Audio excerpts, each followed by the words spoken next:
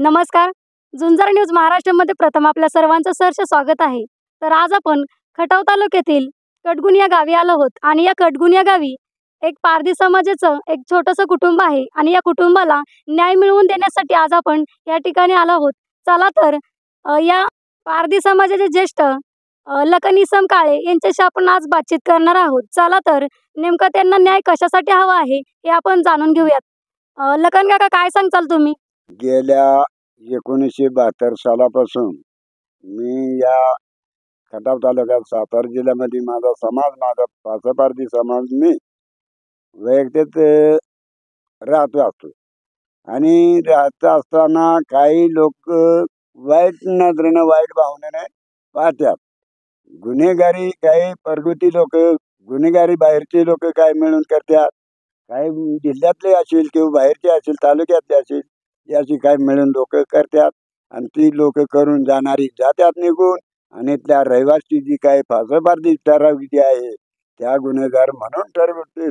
त्यांच्या लेकरांना देखील आज पिढ्याना पिढी पोटात उगवला नाही तर माझा फासपारधीचा समाजाचा पुरुष फासपारधीचा समाजाचा पुरुष जन्माला येत आल्यास पहिलं एखाद्याला नाव पोलीस स्टेशन. असं माझा समाज गुन्हेगारी बनवला गेला. माझा वाटवाडून करत असेल का नसेल ही आम्हाला काही कल्पना नाही, पण आम्ही या तालुक्यात या जिल्ह्यात या सातारा जिल्ह्यामध्ये खटाव तालुक्यामध्ये आम्ही सोडून कुठल्या जिल्ह्यामध्ये प्रवास केलेला नाही. परंतु आम्हाला या तालुक्यात वागायचं आहे, आम्हाला या जिल्ह्यात वागायचं आहे. आम्हाला न्याय मिळावं, आम्हाला आमच्या समाजाला कुठंतरी जमीन जुमला नोकरी चाकरी असं कुठंतरी भेटावं म्हणून मी एक समाजाच्या वतीनं मी प्रयत्न करतो.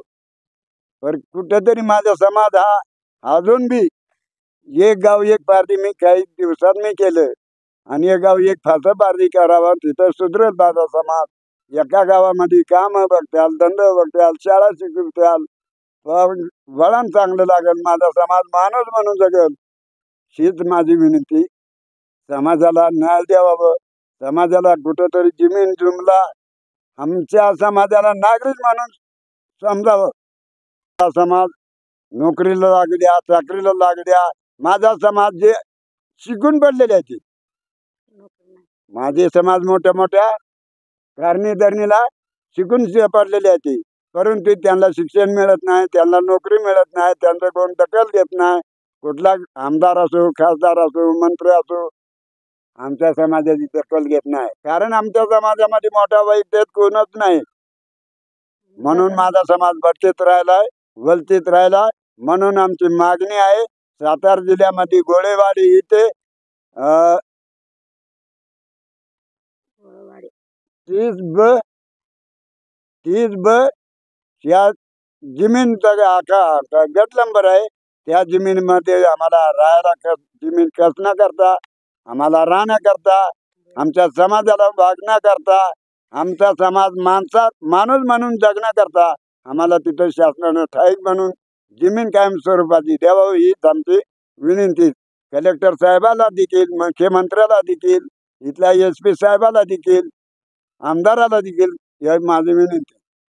तर मला सांगा, आताच तुम्ही गोळेवाडीतील गावाचं नाव घेतलं आणि या गोळेवाडी गावातील तुम्हाला जमीन कसण्यासाठी हवी आहे, तर याबद्दल तुम्ही काय सांगताल? नेमकं तुम्ही कलेक्टरला निवेदन दिलं आहे का? तशा प्रकारे 11/3 दिलेलं आहे. परत दुसरे एक निवेदन 24/3 दिलेलं आहे. त्यांचं कुठलंही उत्तर आलेलं नाही.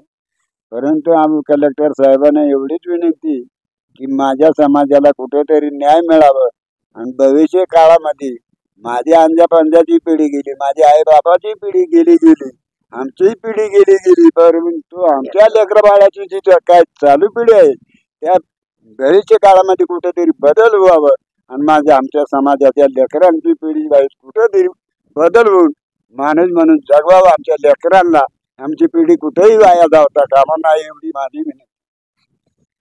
आम्हाला काय करायचं, शेती बाडी दिली ना तर आम्ही कसून खाऊ. आम्ही कुणाच्या दारा जाणार नाही, काय नाही. शेती बाडी आम्ही चांगलं करून खाऊ. पाणी आहे नळाखाली, तिथं जागा आहे, जमीन आहे तिथं. दिली तर आमचे लेकरं बाळ येऊन शनी आम्ही तिथं राहतो. आम्ही कुणाच्या दारात जाणार आहे काय नाही. आज गेलो तर कामाधंद्याला गेलो तर आम्हाला कोणी काही विचारत नाही. 4 रुपये देते ते 4 रुपये मागे ठेवते ती. कोणी काय बरोबर आम्हाला काही देणं झाली. आम्हाला जागा दिली ना तर आम्ही तिथं कलेक्टर साहेबांना आम्हाला जागा दिली तिथं राहू. आम्ही स्वतः कशी कसू राहू, आम्ही कशी मेहनत करून राहू, चांगलं राहू. पण आम्हाला कलेक्टर साहेबांना आम्हाला द्यावं, हात जोडून विनंती आहे आमची. कशी तर शासनानं द्यावं, लक्ष देऊन चांगलं करावं. जमीन आम्हाला जमीन कसण्यात बाबत आम्हाला द्यावं. आमचा समाज आमचे समाजही पाठीमागे राहिलेला आहे. सगळी जात आली पुढे गेली पण आमची जात मागे राहिली. आमच्या जातीमुळे सगळ्यांना वाट लावून